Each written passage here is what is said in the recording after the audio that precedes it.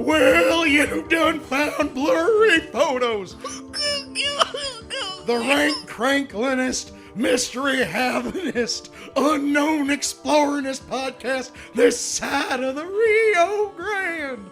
And this here's my deputy. I'm David Flora. And I'm Sheriff Dave Stecco. Oh, man. Oh, we just found a rich old mystery vein. Oh, we're going to bleed it. I'm sorry I had to strangle you to death, deputy. But that's how mysteries stay mysterious. I have not gotten an ab workout like that in weeks. You sounded like you were choking to death. Oh, God, I'm going to feel that tomorrow. Oh. If I suddenly just go, that's my whole stomach cavity just kind of clenching up. Yep, So yeah. I'm David Flora. I'm Dave Stecco. Welcome to Blurry Photos. Oh, goodness. Well, Yeah, that's off. now you're on the stagecoach. Boom. We are out of the blocks and running. Oh, man. Hope everybody's doing okay. We got a good episode for you. Oh, man, we have, like a great modern, ghost story almost. This is a great, if you go camping this summer, remember this story and tell it around the campfire. This is a great campfire story. Yeah, remember this story also for what crazy could happen while you're out in the great outdoors. Oh, that's true. Oh. Does that make this what the tale, the entirely true tale that we're going to be telling you tonight, does that make it an even better campfire story, or does it make it the worst thing you can tell people before they go camping? Why not both? Oh, man. Let's not ostracize people for this. All right. Everybody's welcome at Everybody the mystery is. table. Plenty of room. But where's the food? Mystery. Table. Hey, everybody. Tonight we're talking about Dyatlov Pass. That's right. And the incident therein. If you run in these circles that we like to throw out there, you may have heard of this before. If you like how stuff works, they've got a good little short snippet on Dyatlov Pass and one of their past stuff they don't want you to know episodes. Mysterious Universe. Mysterious Universe That's has a great said one. it. Basically, it's been covered because it's very it remains a mystery. And it's just a fucking good mystery. Yeah, it's delicious. There's a lot of stuff to it, and like all good mysteries, the more people get a hold of it, the more spices that get thrown into the pot. Yep. And this thing's already bubbling. Oh yeah. I mean, you can taste of it now, or you could wait for later.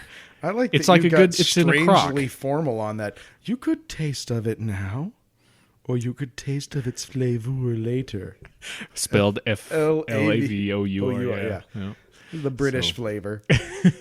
Now, just to set I want to keep going with this metaphor, just to set your dining experience, just to put a really great, classy tablecloth down.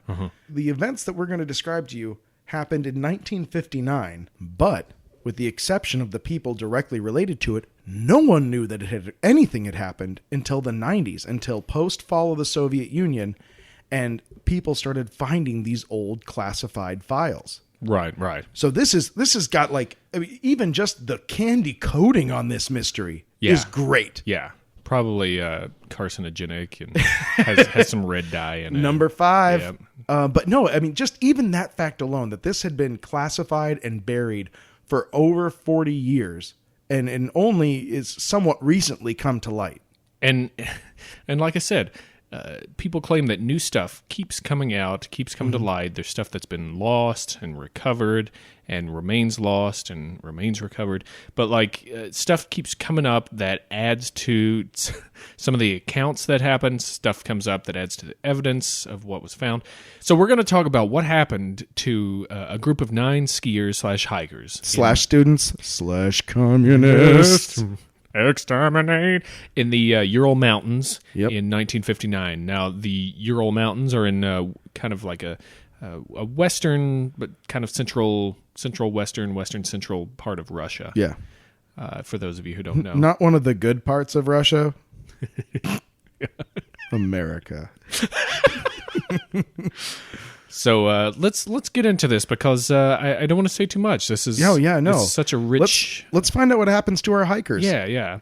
So we have a team that was formed consisting of 8 men and 2 women, all of whom were students or graduates of the Ural Polytechnic Institute, except for one. One guy was a professional tour guide / ski instructor. Demolitions expert. Yeah. Okay, I just made that part up. But when you say we put together a team, you have to have a guy who's a demolitions expert. And this guy, since he's not a student or a grad, he's the natural choice. So he was a tour guide, ski instructor. You know, he went along with these guys. They and trips like that were common. Like these kind of they went on these ski trips, cross country skiing, kind of hiking. It's important to note that while he was sort of a tour guide of sorts, everyone going on this trip was an accomplished alpine cross-country skier and trekker. It was considered to be a somewhat dangerous, because of the time of year, trip, but not so dangerous that a person who has skills couldn't do it. It wasn't considered, no one was worried about them. They all had a lot of experience doing this. They were all accomplished outdoorsmen and women. Yeah. / communists. People did these ski trips for everything from sightseeing to going out and exploring. So it wasn't uncommon for, a group like this to get together to do this. Although it seems like this one was formed to give their leader, whose name was Igor Dyatlov, training for future expeditions. Mm-hmm. The ski instructor, Alexander Zolotarev, joined up for experience as well, because they didn't really have a formal kind of training system for you to, earn your merit badges as a tour guide for stuff like this. So he was just getting experience so he could add it to the resume and become a master tour guide. In Soviet Russia, mountain trains you. As opposed to America, where we train the mountain. That's right. Okay. That's right. Well, really? Why don't you go ask my buddy Rushmore? See how it turned out for him. Yeah! USA! USA! Okay, so... Yeah! You didn't think I would actually cite an example of us training a mountain. Fair enough. The trip they planned would take them many miles along the main ridge of the Ural Mountains, around the mountain Gora Otorten. That was the name of the mountain. And in the Mansi language, which the Mansi were indigenous people of western Siberia, including the northern parts there in Russia and the Ural Mountains in that area. And we will be hearing from them again later. Mm-hmm. Gora Otorten basically means... place where 9 people have problems? Yeah, like don't go there. Yeah. So, but... That's Russian for... Y'all should go. Y'all need to leave. Yeah, y'all need to get out of here. Meow. And this was a little quicker than a 2-week trip. Supposed to be about 12 days. Now, with like you mentioned before, with today's kind of equipment, if someone were to make the trip today, it would be considered a solid average difficulty for anybody. In 1959, it was one of the hardest trips that somebody could take, that could be attempted. Now, the team, like you said, considered very experienced, and despite their youth, they were athletic and not unused to a trip like this. The ages of them were between 21 and 25, with Zolotarev, the ski instructor dude, the tour guide guy, being a ripe old 37. So old and broken. What a useless guy to have around. Dreams are crushed. So here's kind of a time frame for what happened to these guys. On January 27th, the team sets off towards Gora Otorten from a town called Vishay. On January 28th, one of the team members, Yuri Yudin, falls ill and returns to Vishay. So they'd gotten a little ways out. Yuri contracts dysentery, I think, something like that. He has to go back to Vishay, which I can't help but think, oh, Vishay. What? Horrible. Interestingly enough, rare cases in history where a person ends up being pretty damn glad they caught dysentery Dysentery actually worked out for Yuri. Yeah. That was the ever so rare lucky dysentery. So that was January 28th. January 31st, the team reaches the edge of the Highlands zone and they prepare to ascend the mountain there. Yep. So they've got Gora Otorten right there in their sights, and they decide to stop and kind of spend the day making sure they got all their ducks in a row there, and making sure that the ducks can fly up the hill and stuff like that. God, what a terrible metaphor. But what I'm trying to say is they stopped and Nice metaphor, asshole. Spring Hill Jack slap.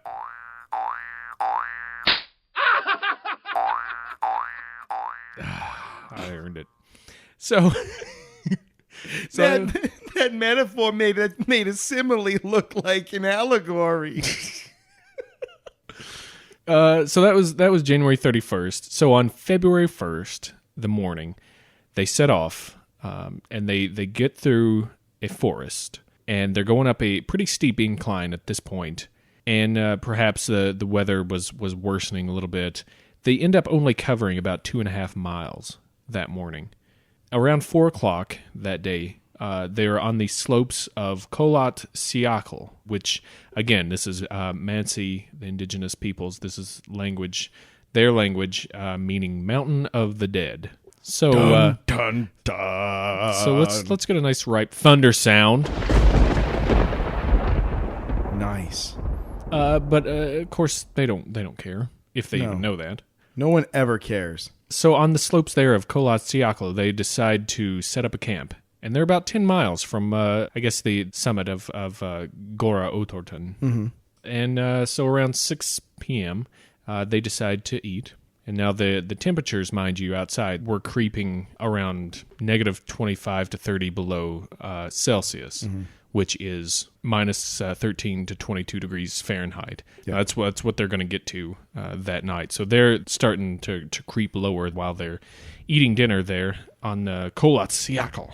Now, keep in mind at this point, Yuri is still staying at a rest stop, like a cabin. He made it back to Vichy. Yeah, despite his illness. And he's waiting, and time passes, more time passes. Now, they were supposed to be back around February 12th. Yeah, that's when they're supposed to arrive back. But, it's a long trip, bad weather, it's on a mountain. Give him a couple days, yeah. Yeah, there's a little wiggle room there, so he waits. And still no one comes back. So he starts to raise the alarm. He tries to get a search party. And people are disinclined to help him. They're not alarmed. They're not worried. Yeah. Around February 20th. Yeah. Finally, the families of the other hikers get involved in this. Mm-hmm. And finally, they pester and hound until they get local police and medical services to go looking for these people. Do a search party. So February 21st to the 25th, they search for these guys. Yeah. No sign of them. Nothing. No, they had no luck. Of course, they didn't have a big force out there looking. So that's when they get civilian and military authorities involved. Yeah, that's when the big guns start rolling out and helicopters and whatnot. Yeah. So February 26th, a pilot spots what looks to be their campsite. Yep. They go down there, and then they find the tent. And the reason that we know that they had dinner at 6 o'clock back on February 1st. Yeah, they've got their journals. Now is when the mystery starts. So the military, they get to the campsite and they find 6 clown costumes. Is that not accurate? Not in the version that I... Freaky, right? What? There's pie filling everywhere.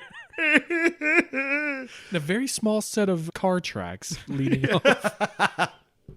And there's no way of knowing how many clowns there were. No way of knowing. Can't sleep. Clown will eat me. No, so what they find is perplexing, to say the least. They find the tent, which has been cut open from the inside. They find tracks leading... The tent, by the way, is completely kind of fallen apart on itself. Yeah, it's collapsed. They find tracks, a full set of tracks leading away. It looks like everyone in the camp went out, but there was only one shoe, maybe one person wearing shoes. There was a lot of people barefoot, some people only wearing socks. One guy is wearing one shoe, one sock. Mm-hmm. And then the footprints kind of scatter after that. Yep. So it looks like whenever they got out of the tent, they split. Yeah, and it was obviously a very disorganized, Yeah. rapid exit. Most of their gear, their thermal gear, things like that, coats, left behind. Mm-hmm. So whatever happened, they left their tent so fast that the zipper wasn't fast enough. Yeah. And shoes were not really an option. Yeah, no, they just got the hell out of their tent and then scattered. So searchers follow this chain of footprints. They notice that the footprints, while scattered at first, seem to finally get back together, like, I don't know, maybe 300 meters down the slope, Yeah. or something. But they all headed downhill towards this forest that was down there. And they follow them. They get to the forest edge, and then there's this big old cedar that's right there. You know, one of these trees that's kind of pretty big, a lot bigger Yeah. than some of the others that are around there. And they smell so good. And that's where they find the remains of a fire under that cedar. Also the remains of two people. And two people. You know Yeah. what? Next time we tell this story, let's give the people the top billing. We'll tell them about the fire later. Just seems respectful.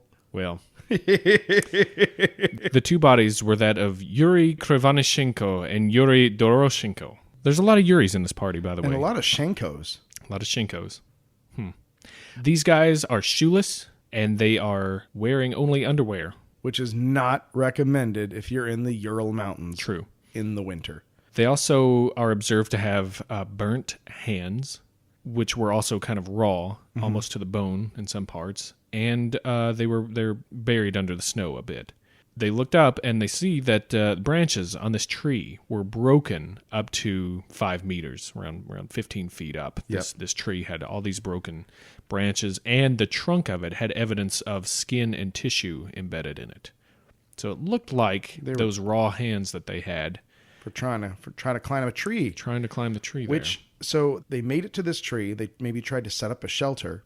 They made a fire, Yeah, which is pretty impressive. sure.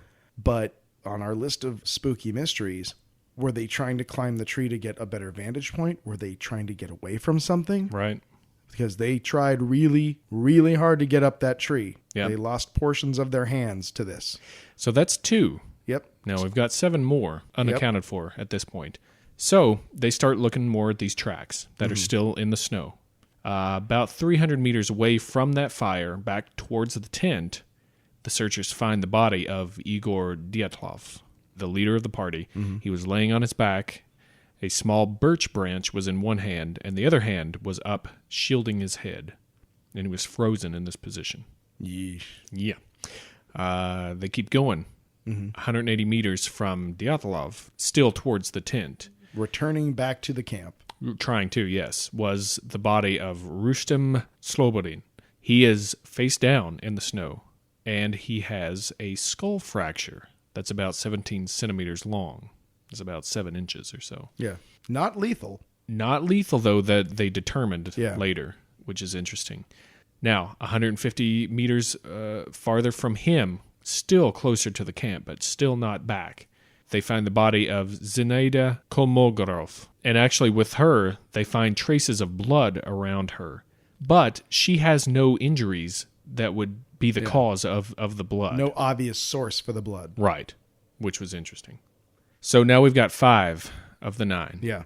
We're sort of a grisly checklist. now. Yeah. So they keep looking, and they unfortunately don't find anybody else. Right. So you've got these people, and this is what it's starting to sound like to me. You've got an event that happens.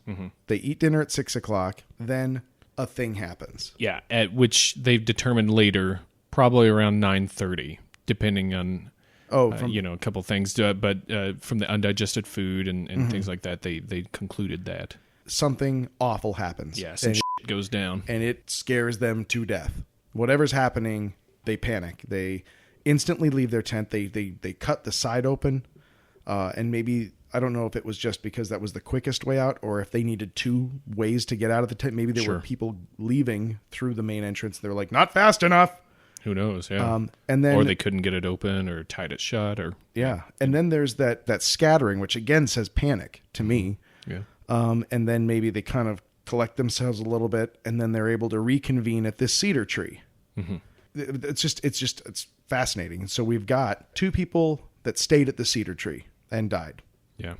And then we've got these people, and we don't know, I mean, did they go together, or did they each go one at a time and make it different distances? Right. And none of them make it back to camp. Right. You know, it's spooky. And then nothing. And then there's 4 more unaccounted for. And the search goes on for weeks and then months and nothing. And nothing up until May 4th, when you get spring starting to come in there. You get some thaw going. The remaining 4 were found buried under 4 meters of snow. That's about 12 feet for you. And that's, you know what? We're a podcast that cares because we do the conversions for you. Yeah. Go to hell, metric. Go to hell and you die. Well, I was going to say we do the conversion so that we're accessible and that we're legitimate. Mm-hmm. And literate. We're legitimate. Legitimate. So let's put that on business cards. Blurry Photos. We're legitimate. That'll win its fans. So it's a description that is self-undermining. Yeah. We're so literate, we made up a word that doesn't exist to describe it. So anyways, the bodies were in a ravine that was about 75 meters farther into the woods from that cedar tree. The body of Nicholas Thibault Brignol had a trauma to the skull, sort of an internal crushing almost, but no external wounds. Mm-hmm. And now this is interesting because this is the first person that we've talked about that died not from exposure. Everyone else died of hypothermia and exposure to the cold. Right. So this is the first guy that died from something that wasn't that. 2 more hikers, Alexander Zolotarov and Ludmila Dubunina's chests had been crushed inward, breaking several of their ribs and causing massive internal trauma, but there was no signs of bruising or soft tissue damage on the outside. A doctor who examined them later said the force that would have to do that to somebody would be equal to that of a car crash. Yeah. So a very, very massive force. How do you crush a skull or ribs and leave no bruising to the outside? Right. The final body was then found. Alexander Kolovitov was the last to be found. From what I understood, there was no trauma that he suffered. Oh, okay. At least not like any of the others. So could have been another death from hypothermia for him. Now let's not omit a very important fact that not all of Ludmila was found. That's true. She was missing her tongue. Yep. They found her in a state where her head was tilted back and her tongue was gone. Yeah. And there was also damage to their eyes. Yep. A lot of them were missing eyes. Yeah. That's kind of a weird, hard thing to explain. Because on one hand, one of the first things a scavenger goes for, eyes. Mm-hmm. But these guys were found under meters of snow. Mm-hmm. And as far as they could tell, they did look back on the records, and it was snowing that night. Mm-hmm. And eyes are pretty durable organs. They don't just desiccate and disappear or wither. Yeah. And the optic nerve that attaches those to the brain is also pretty thick and fibrous. Sure. Fun fact. Years ago, I had a job as what they call an enucleation technician, where I took corneas from the very recently deceased for transplant surgery. So if someone died, I would go to the morgue or the hospital and recover either their corneas or their whole eyes. So I've pulled some eyeballs out of some people, and the optic nerve is really, really hard to get through. It's your eye. What'd you use? Use bolt cutters? Yeah. It's just some Kleins. Hold this for me. No, and it's snap. Ah, my eye. Irony.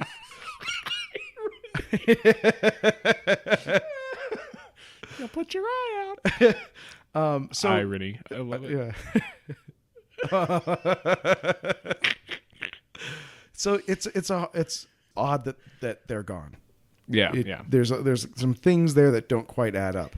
Now, also with Dubinina, one of her feet was wrapped in a piece of Krovanishenko's wool pants, and Zolotarov was wearing Dubinina's faux fur hat and coat at the time when they found them. Yeah, so this is also interesting. They were wearing everyone else's gear, and it almost seems as though the guys at the cedar tree may have been the first to die, and then they took their gear off of them. Yeah, if they even had gear on them. Yeah. We're getting into some of this. I mean, you can't help but, like you said, fill in the blanks with a lot of the stuff. Right. And wonder. We'll try to. But the few things that are very clear is that no one ever made it back to camp. Right. And again, though, these people were found 75 meters further into the forest. Yeah. So it almost is as if the group, they all made it back to the tree. And then there was this three-way fracture in the group. You've got one faction that says, when you're lost, the best thing you can do is stay put. Mm-hmm. They maybe even try to get a better vantage point. There was they try to get up a tree. They build a fire. Mm-hmm. There's another group that says, no, we have to go back to camp, which is the most interesting because top of your head, that seems like a no-brainer. And yet 2/3 of their group were like, we're not going back there. Yeah, that's true. Whatever happened there maybe still held a threat. Yeah. But they were not going to go back there. Only 3 people made any attempt to do it. And then the rest of them said, we're getting further away. Mm-hmm. F that noise, we're out. Yeah. So, I mean, this meeting, to my mind, the meeting at the tree is just as fascinating to me as the moment, the thing that happened that caused them to all flee in the first place. That's true. Like, I mean, if you could have a recording of anything, I would want if I could just have a tape recording of one event in this whole thing, it would be the meeting at the tree. I'd want to know what happened there and what they were saying. And we're also supposing that they all got back together just based on tracks and just based on kind of, I guess, filling in the blanks like we're doing. Could be that they never got back together. Could be that they were all separate, or at least happened upon each other at different times or something like that. There's always that possibility. But searchers noted, a few really weird things and a lot of stuff that spices up this gumbo pretty well here coming up. Number one, the tent being cut from the inside, which we've already mentioned here. Number two, one of the weirdest things, some of the clothing that they found apparently emitted higher than normal levels of radiation. Yeah, 2 pairs of pants and a sweater. Yeah. Radioactive.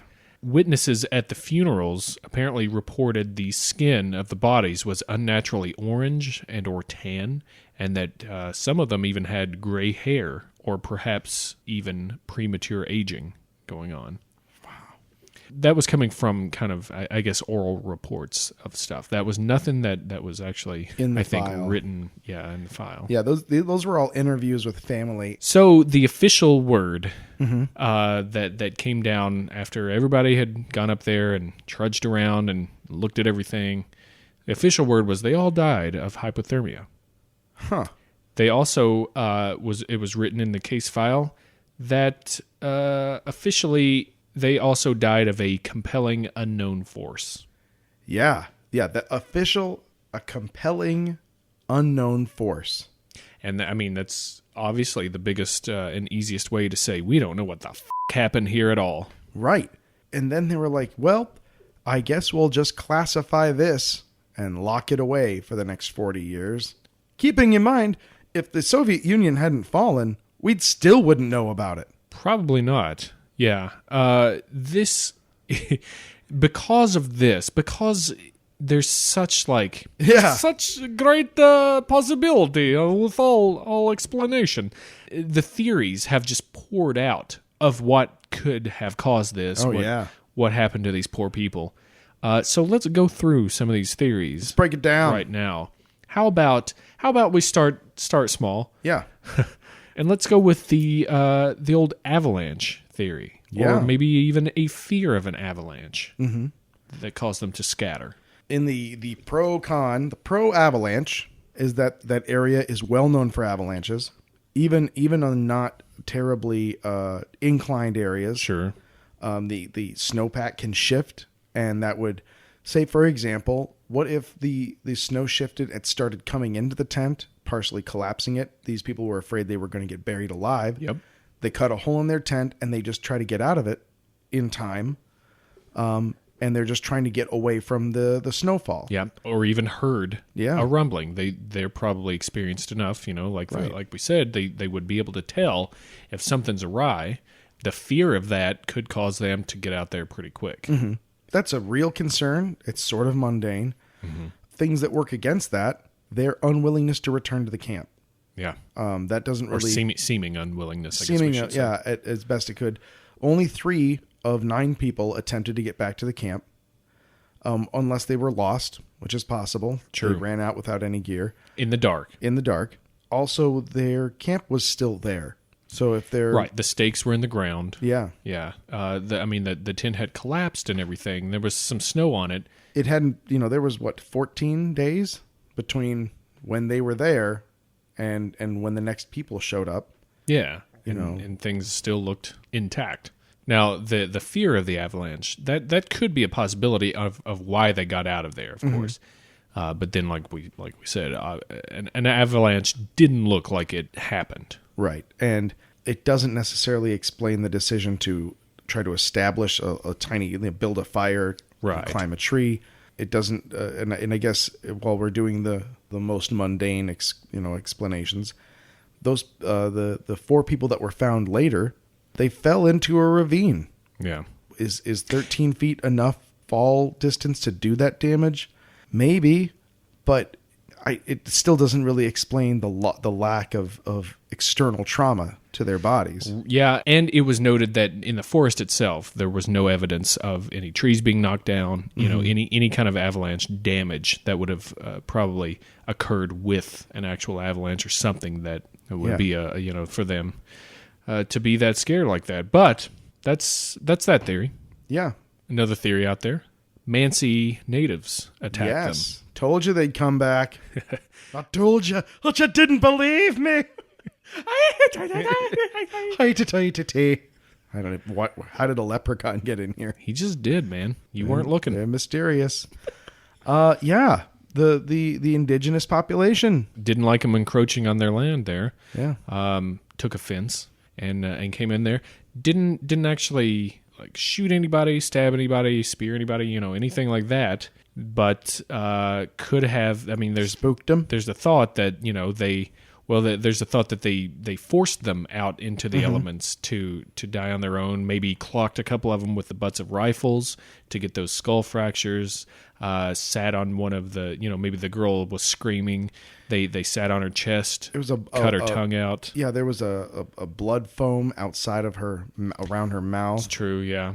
So could have been something like that. Now, what is not explained by that? There's only their tracks are seen. Right. There are no additional tracks. They didn't find anybody else's tracks. There were 9 sets.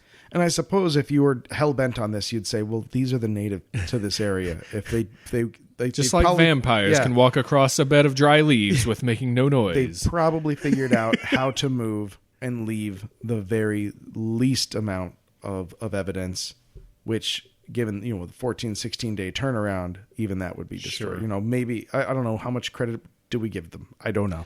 Well, I would give them a lot, but in terms of this, one thing that kind of works in their favor is that there's the thought that they have the custom where they do not steal or they wouldn't take any of their belongings because none of their belongings were missing. Right. All of their stuff was present and accounted for, just maybe back at the camp or on them if they were lucky enough. None of that was taken or anything. They were just dead. Yeah. So that could work in the favor of the Mansi, and that's one of the reasons the Mansi has come up as an explanation. But I think it's pretty much ruled out because of the tracks, because the Mansi as a people usually are pretty chill. At least of that region and of the natives and the indigenous population, they're the most accepting and chill of those guys that are out there already. There's a little more to it where you can get maybe a government cover up because they wanted the oil fields that were in Mansi territory. So maybe there could be a cover up where the government didn't want anybody knowing. They kind of brushed it under the rug so Yeah. that they could preserve their ties to the Mansi, and not risk some major ethnic war or something like that. Which, to balance that out, the Mansi were always a very small group. Right. They're coming back, but at one point there were less than 10,000 of them total. Sure. So Mansi, probably not. Yeah, it doesn't. That's what we're. Yeah, probably not. I mean, it's just it's a lot of effort to go through. Yeah. For a stay off my land. Right. Get off my lawn. Right. Now, another very elaborate theory is called the controlled delivery theory. Oh, goodness. And this thing functionally postulates that this is a Cold War spy drop that went horribly awry. Yeah. It's amazing just in that it kind of incorporates a little bit of everything, but it still leaves like all of these tons of unanswered questions. The theory being that 3 people in the group were actually secret KGB. One of them was supposed to, under the guise of this grand outing, was going to be secretly delivering radioactive samples to another party. And that was via dust on the coat, right? On the coat, yeah. And that's where you get some radioactivity on the clothing, that he was going to deliver this out here. So they go out there, they meet up with these guys, their contact or whatever, and it goes wrong.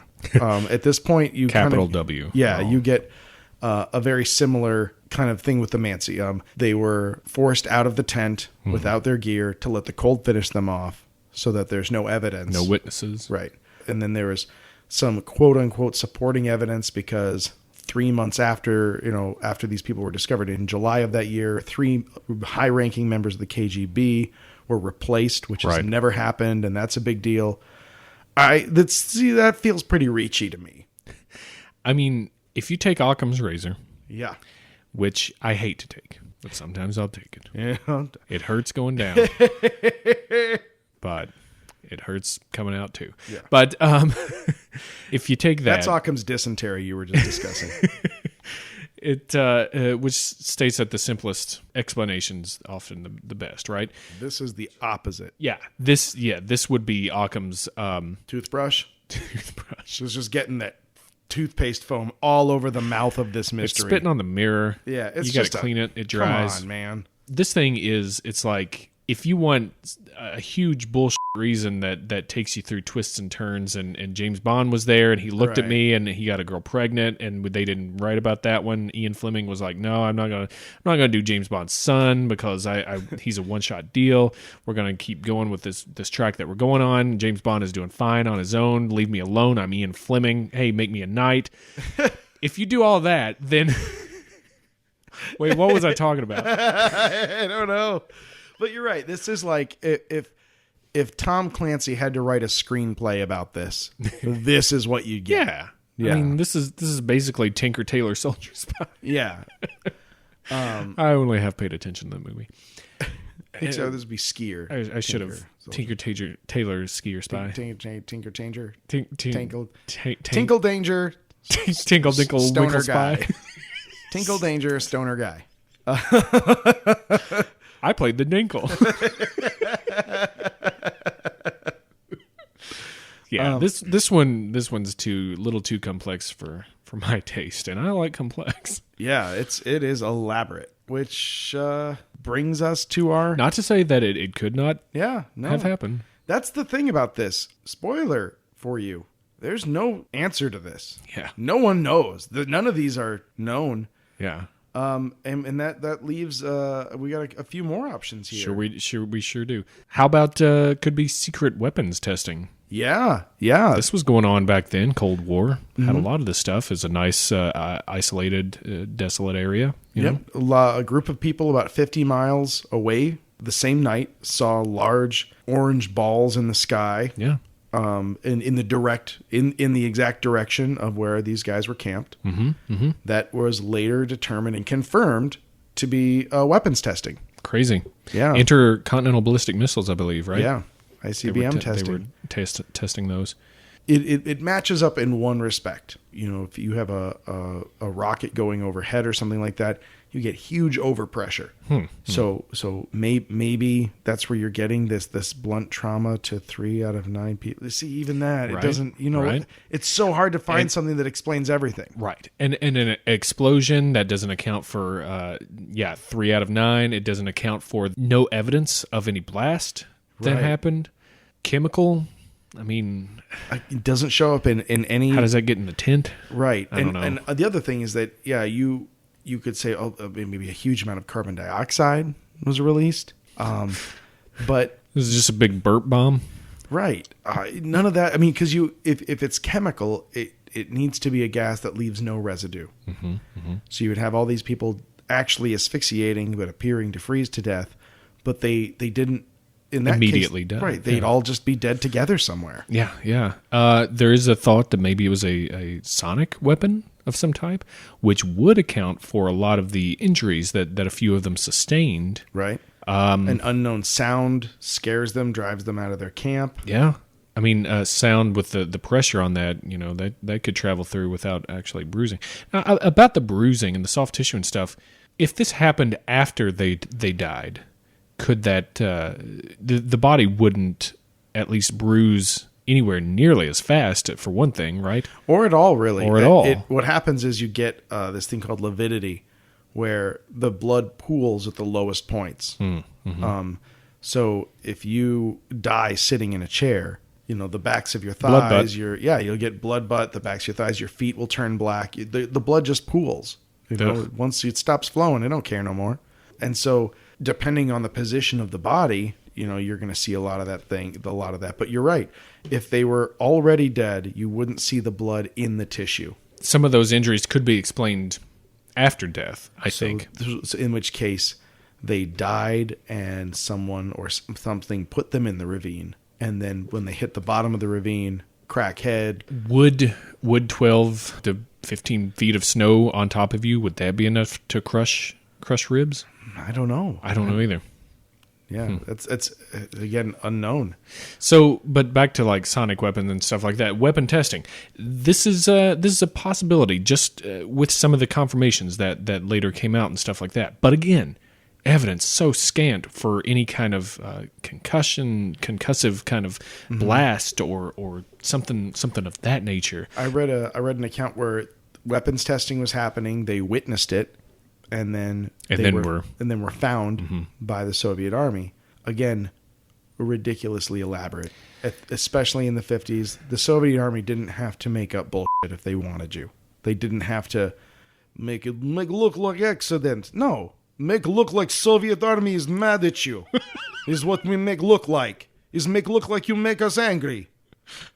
Yeah, I mean, again, that is a possibility, just as much as it. I mean, maybe not as much as it's not, but it's still like nothing is 100%, nothing is 0% plausible in this. You know what I mean? That's why this is a great mystery and story. Well, what else could it be? Let's keep going.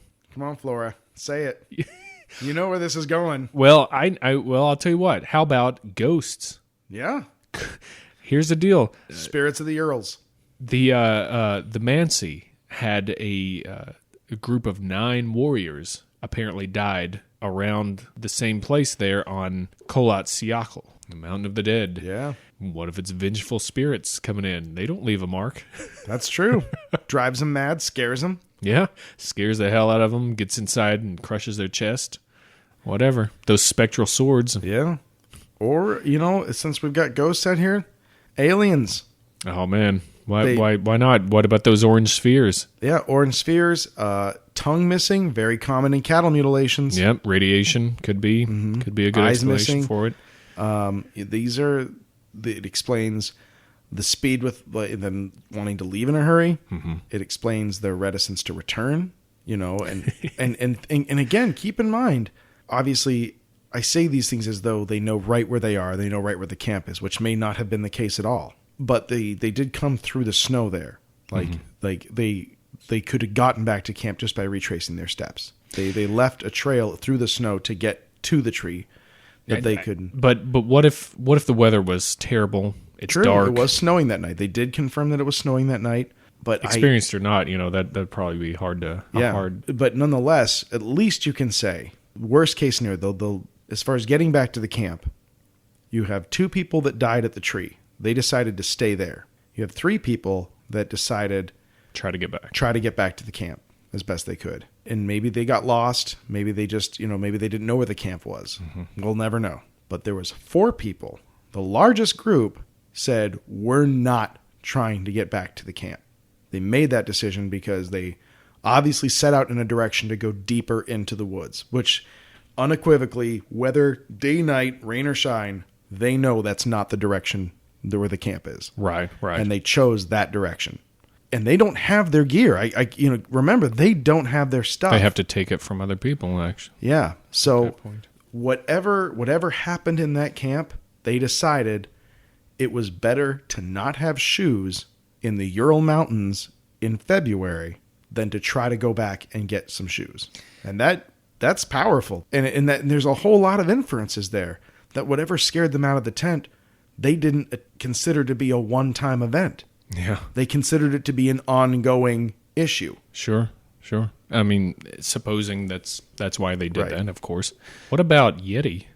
Oh, yeah. Or as they call them in that area, Almas. Yeah. Could be attacked by the snowman, abominable snowman, Yeti. Could have been hugged to death. Oh, yeah. Crushed the chest, thrown down the ravine, whatever. Tongue kissed.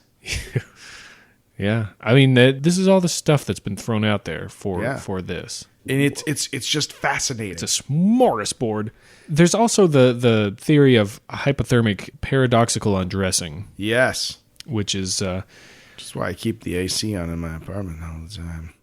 When you go into hypothermia, your mind thinks that you basically are overheating. Mm-hmm. You're, in a paradoxical way, you take your clothing off, which speeds up the process of hypothermia. Yeah, you're so exhausted, your mind's not operating, and you have this false feeling of warmth. So you're like, oh, it's so hot, I can't. Yeah, I'll never let go, Jack. But to happen to all 9 of them. Right, simultaneously, and they recover enough to build a fire and try to get back to it. That to me doesn't cut the mustard for me. No, not at all. And again, also, there's no clothes trail. Yeah. No one found a jacket. It would all have to happen in the tent, kind of at the same time. Then they cut out and run. Right. So let me go through some explanations for us. This is to explain some of the weird things that logically may be why some of the stuff happened. Dubunina's tongue missing.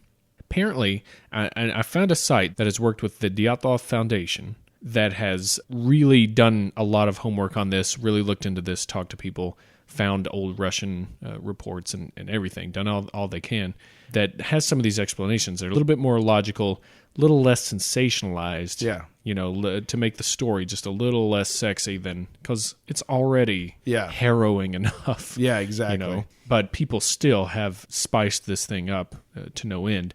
Now, her tongue, apparently not ripped out of her mouth, but degraded. Possibly scavenged, but degraded naturally in a way. Okay, well, she was in a snowbank for 3 months. Mm-hmm. Yeah, it was saying that the bacteria in the mouth and stuff helped speed up. I mean, you'd have to think that the tongue was removed somehow or another, or at least part of it. I mean, because here's the thing. I can understand a biological degradation of it if they weren't frozen solid. Yeah. If they weren't literally packed in ice. Yeah. Could it be possible that she bit a lot of it off on her in the hurry, and then it... You see, even when... I guess like from an impact or something, but to bite off a considerable amount of your tongue, and please, while you're listening to this on the subway, please stick your tongue out right now. And be cognizant of the amount of effort it takes to put a considerable amount of your tongue beyond your teeth. Yeah.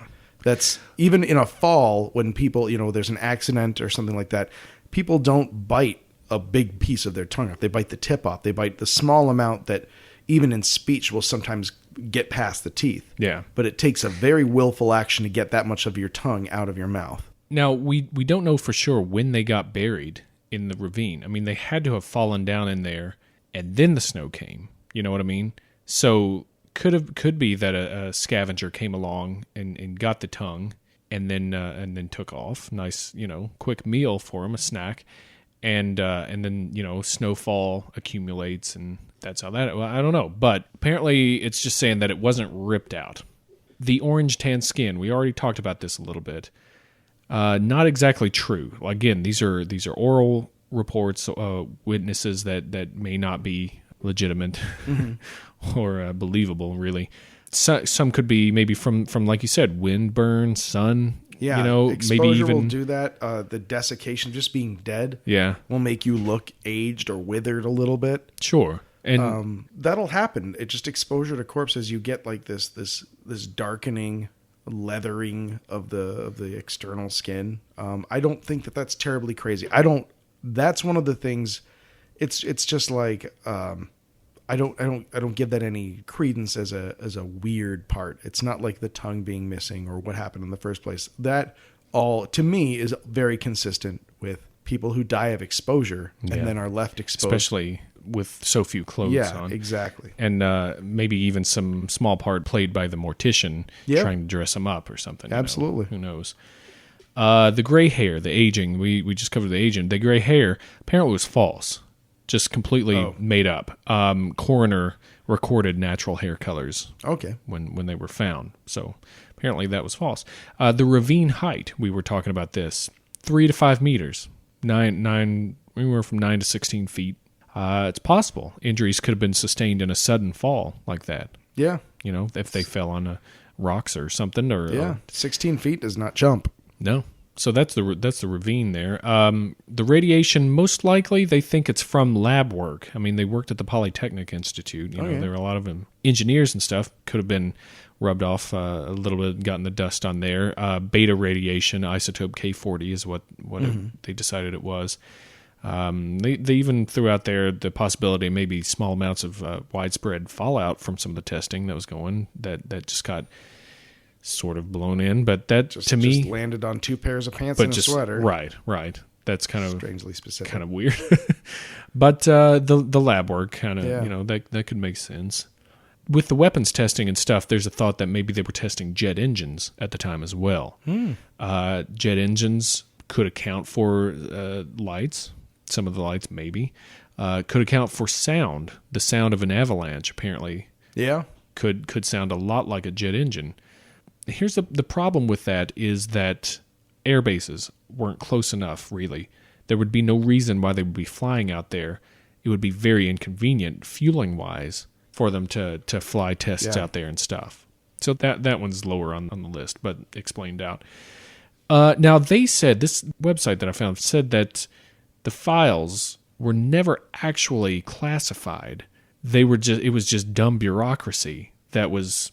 not letting people have them or losing the files or whatever, but that the files themselves just sort of resurfaced randomly in 1990 and people got a hold of them and started going through them and stuff. They were just, one of those things sitting in a box somewhere. So that was interesting. There was also the thought that there was a missing envelope that contained who knows what that was, in the initial list of... Was it the envelope from the game Clue that just told you everything? Exactly. I mean, that's what they thought it was. The contents were unknown. They weren't with these classified files. They were on a list of what was supposed to be with everything, and they weren't with it. So that immediately it becomes this That's clue. what we needed. The clue envelope. Right.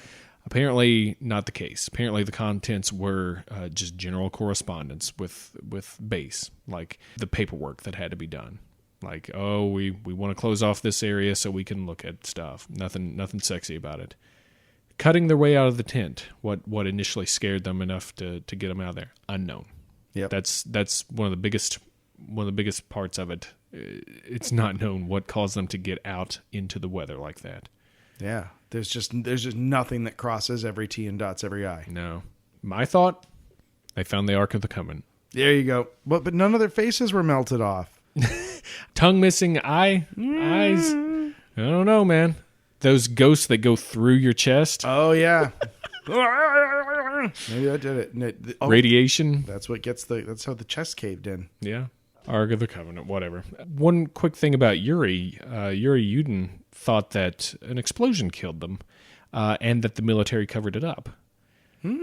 He also said that there were special boxes with their organs that were sent off for examination and disappeared, never to be heard from again. Wow. Yeah, that's what Yuri thought. Yuri actually just died not too long ago. I think early 2000s maybe. Wow. If not more recently. But that's a story of Dyatlov Pass for you. Clip and save that one. If you don't tell it when you go camping, you're an idiot. And it's just I just love it. Make the women pee their pants. Don't make pee in the sleeping bag. No, it's just a great spooky story, and it's entirely true. And we don't know what happened. That's the best part. There's no good resolution. Yeah. I mean, it's really, really too bad what happened to these people. And it's just a bit less bad that we don't know what happened to them. But at the same time, that's why we do this shit. That's why we punch this clock. Man, such a great story. Yeah. You know what else is? I love this. I love the no resolution. I love the unknown. I love the unknowable. Yeah. Much like how we get our puns. Oh. You can never know how we get our puns. You never know what quality they're going to be either. Nope. I feel kind of bad doing the puns for this one. I know. I don't want to disrespect the memory of these poor people or anything. Yeah, but we're still going to do them. We're still going to do them. Yeah. There's nothing going to change that. Who wants to start? Why don't you go, Flora? All right. I have a store for fancy Nancy's and dandy fops. Okay. It's called Dyatlov Pass. Oh, wow. Because there is few things. Maybe an ascot is more fancy than a cravat, but that's good. Lots of white pants. Boating shoes. Okay, I've got, in place of a pun, I've got a message. Oh. From the Russian Dysentery Council. As many people saying, dysentery is such bad disease. As many people not liking dysentery. I say to you, wait. Is sometimes dysentery your friend? Maybe ask my friend Yuri over here. Hi, everybody. See? My friend Yuri here, he goes on camping trip with friends, and he gets dysentery. Dysentery is no joke, but can be your friend. Why is Yuri alive? Dysentery. So next time you are making for having dysentery, make not so much crying. Maybe it's lucky day. He's paid for by workers' party for dysentery. That was the dysentery's the hero of the story. It really is. That was the KGB excuse of puns. Yeah, it was very elaborate. I even needed you to chip in on the fly, and I appreciate your improviser's spirit for knowing when that had to happen. Thank you, Flora. Goodness. It's almost not fair that I needed you for me to do my part. So whatever. It works. Not you. You built a strong house on your own. So look at me. Yeah, strong. Here comes another one for you. Oh, boy. I got a mountain footwear store. Okay. A place where you can buy your mountain footwear. Uh-huh. It's called Kolot Ribakal. Woo! All right, Ric Flair. Nature boy. All right, I got one for you. Did I mention I just got dysentery? Bye! And dysentery. Well, in that region, there's a small chain of franchised outdoor equipment rentals, mostly for cross-country ski trips, usually for larger groups, called Ural Skiing. Yeah, they specialize in larger groups. It's Ural Skiing. In the summer, they switch it to Ural Hiking. They have boots and stuff. They sell Reebokals. Yeah, that's right. Kolot Reebokals. Wow. Well done. Yeah. Well done, Congratulations. asterisk. It's a tough thing. It's you never know how it ends. You just don't know. When you've got stuff that lives in the swamp and it stinks, Yeah. I mean, it writes itself. But when you got 9 poor souls that Who knows what happened A to tragic tale of the unknown. With no... That's what I'm blaming this on. Yeah, with no clear ending. Yeah. Hey, Mr. Flora, Yeah. play me a sound. How about a listener pun sound?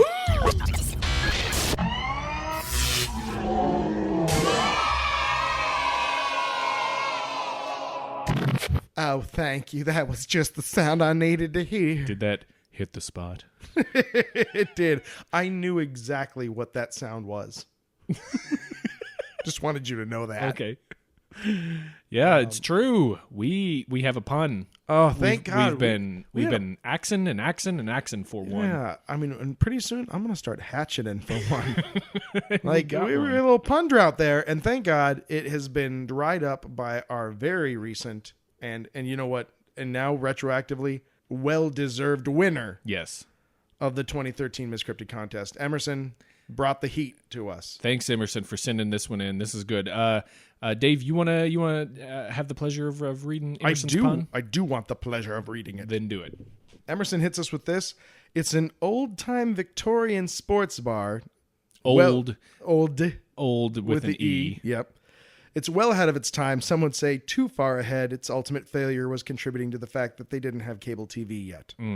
But it's called the Spring Heel Jack Slap Shots with a Z. With a Z. It's where you go with your buddies to watch the game, but you don't have a TV, so I guess we just drink and think about sweet tatties.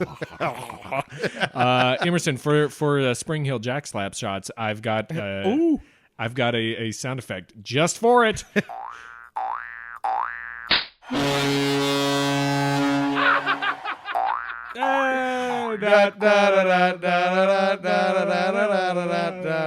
If you're not from Chicago, that's the song you sing whenever our Chicago Blackhawks score a goal, which we are very good at doing. Apparently. Yep. So thanks, Emerson. That's great. Yeah, we love thank it. you very much. Everybody else, get on the horse. Please do. Ride And we've got a ton of new listeners. And I think it's part of Ken Height's multi-tentacled grasp on the world of media. So thank you very much and welcome aboard. Yeah, thanks for listening, you guys. Hope you're finding it to your liking and liking it to your finding, which means And you got a go lot to of pun Facebook. work to do. Yeah, catch up on puns. Don't be scared. People don't be scared of puns. It's just dumb. Have you heard how bad we are at this? You hear what we do. There's not a bar that's so unattainable you can't even look at it. Yeah, we're just excited. There is a bar. There's a pun bar, and we go and get drunk at it. Oh, see? I mean, join us. It's called Spring Heel Jack Slap Shots. That's our pun bar. So yeah, don't be scared. Just go in there and give it a shot. Yeah. I've got some quick shout outs. Oh, you do? I do. There is not one, but 2 episodes of Uniform Snowflakes now available on the iTunes. You can listen to that. They are terrific. If you liked his puns, you'll love his voice. And if you didn't like his puns, there's a really talented woman who does the podcast with him. So Greg Bach and Kate Parker do a great podcast. They're good friends of ours. And I just listened to the second episode where they did a little tip of the hat to Blurry Photos. Oh, how kind. You know, I was finally asked to be on that podcast. Oh, did you deign to record with them? I did. I let them be in my presence. Nice. How'd that turn out for you? It was fun. Awesome. It was a good time. I'm looking forward to that hot track dropping. Oh, you know, speaking of Greg Bach, we got an email from him. Did we? We did. And Greg Bach tried to take me down to Chinatown. Oh, really? Yeah. I hear they have good wontons. They do. Flying Chan wontons? Oh, well done. Way to bring it back. They were made of tauntaun, by the way. Wonton what? Yeah, so Greg is taking me to task for my WWF knowledge. And I will directly now quote. We were talking about the cryptid wrestlers that we had created, like Randy the Macho Man Savage. Yeah. And I said, according to Greg, that the Honky Tonk Man would perform the DDT, which he lets me know, was Jake the Snake Roberts' finishing move, and the Honky Tonk signature move was the shake, rattle, and roll, for which he demands I place myself in the penalty box. Oh, goodness. The rude insouciance of it all. Oh, but Greg, what I said was, and this is, I know almost nothing about the WWF, and I am so pleased to say this. I said that he would ban the DDT, which was the Honky Tonk's singular cry to ban the DDT because he was so terrified that it would mess up his adorable face. Oh, so put yourself in the box, Greg. Oh, Greg, how those tables, they turn. Now, I'm leaving the door open for another tables turning because I haven't gone back and listened to that episode, and maybe I did say, yeah, but I know in my heart. Why would you do that? Because that's what's fair. It's fair and equitable. Because if he was sitting in front of me, I'm like, no, I said ban the DDT. That was his rally cry because he didn't want to get his face messed up. So now I have to listen to that again, and man, I don't know what's beyond the penalty box because I've doubled down. Yeah, I've definitely done that. So no penalty box just yet, Mr. Bach, but maybe like a penalty box opera. Maybe I'll have to write a musical and perform it. No, I was going to say if you're wrong, it's the penalty box filled with bees. Their stinging pain is just delayed enough that I can't quite figure out what's happening. But thank you for these bees. This is awful for me. This is ow. I'm a little allergic. Yeah, try to say anaphylaxis in the penalty box. Good luck. But thank you very much for writing, Greg. And man, I hope I'm not wrong because I doubled down on you. Everybody else, write in. Give us some feedback. Let us know. Let us know what you think. Give us some show suggestions. We got a couple brewing that you guys have kindly suggested to us. Some real fun ones. You can do that with the Twitters, with the stumblings upons. You can just email us directly through the website. You can YouTube, Facebook, all of that stuff. Man. We have made it so easy. We're practically in your living room right now saying just talk to us. But we haven't forgot you. We ain't forgot you. Y'all are still there. But y'all should leave. Y'all should leave. Y'all need no, to get seriously, out of don't here. leave. Don't leave. Meow, meow, meow. Go on, get out of here. Meow, meow, meow. But thanks for those of you who've written in, and thanks for the feedback that you've given us. Please go out and tell people to listen to us. Even if you don't think they'll like us or the subject matter. I usually say, you might not like the subject matter, but hopefully we make it entertaining enough for you to want to listen to. Pick your favorite episode and share it. We're not saying that anyone has to sit through Aleister Crowley. But you know what, though? Yeah. I had a great discussion about this. Now, you might recall already, last week's guest, Ken Hite. I was talking to him after the podcast, and the subject came around to Aleister Crowley. Now, Ken is a certified super genius, and he insists on saying Crowley. Interesting. Yeah. And I asked him, and Mr. Hite's position that he takes great delight in deliberately mispronouncing the last name of a guy who just ran around being an asshole and cheating on his wife. And so, and given the circles he moves in, he actually has quite the opportunity to mention Mr. Crowley or Crowley. I think I'm just going to pretend that I'm indignant just so I can keep saying Crowley because it seems to be what my head wants to do anyway. So there's a little fun fact, little extra, little height fact. A heightism. Mm-hmm. Great, you guys. Thanks for listening. Again, keep on sending us stuff. Yeah. Keep on sending us out in the world. And get ready because July is going to be some fun stuff, I think. Yeah, we got some cool stuff coming up. So for this episode of Blurry Photos, I would be David Flora, but the Russian government covered it up. Oh, nice.